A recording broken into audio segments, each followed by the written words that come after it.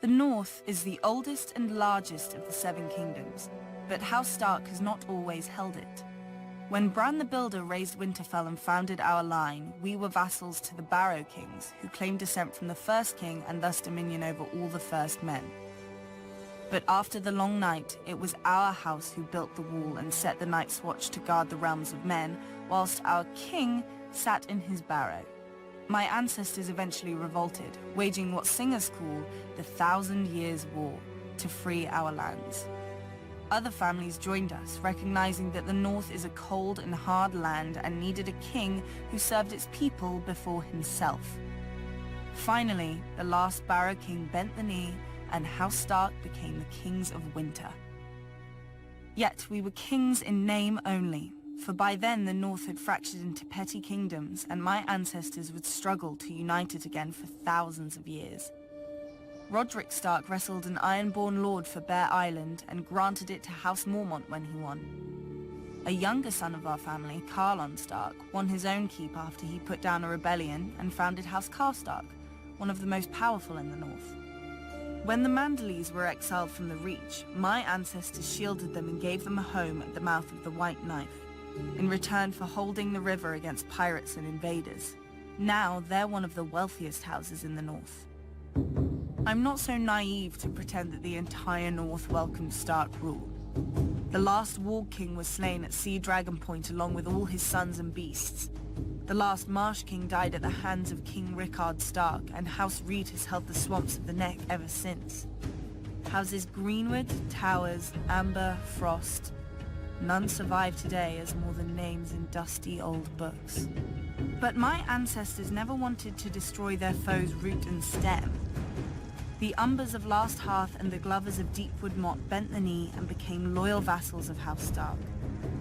The Red Kings of House Bolton wore cloaks made from the skins of Stark princes they'd flayed, and one of the Boltons was even known as the Red Arm because he liked to plunge an arm into the bellies of captive Starks and pull out their entrails with his bare hand.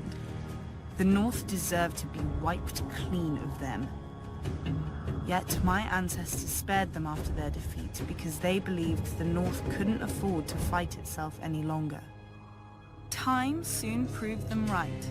When the Andals swept into Westeros, they obliterated all the kingdoms of the First Men except the North. Each of the southern kingdoms fought the invaders on its own, but the North fought as one. When the Andals tried to sail up the White Knife, the Manderleys fell on their ships. When the Andals tried to march an army through the Neck, the Reeds fell on their soldiers. King Theon Stark even sailed his own army to the Andal homeland for vengeance and slew hundreds of Andal warriors. When he returned, he planted their heads on spikes along our coasts, a warning to other would-be conquerors. The warning was heeded for thousands of years, until Aegon the Conqueror. The south had already fallen to Aegon and his dragons, only the north remained. My ancestor, King Torrhen Stark, marched the north down to the Trident and beheld Aegon's army, larger than Torrhen's own by half, and with 3 dragons circling overhead. Many northern bannermen wanted to attack anyway, claiming northern valor would carry the day.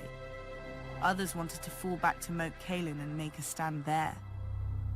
But Torrhen had heard how the armies of the Rock and the Reach had burned on the Field of Fire, and had seen the fires still glowing beneath the rubble of Harrenhal. He knelt and laid his ancient crown at Aegon's feet, and rose a king no more but Lord of Winterfell and Warden of the North. Some Northerners still sneer at my ancestor as the king who knelt, forgetting that because of Torrhen they're alive today to sneer. Their ancestors didn't leave their burned bones at the Trident, and their twisted swords didn't fill Aegon's new throne. Now many say that House Stark is dead and gone, and House Bolton holds the North. But the North remembers who united it. The North remembers who defended it, and the North remembers who stole it.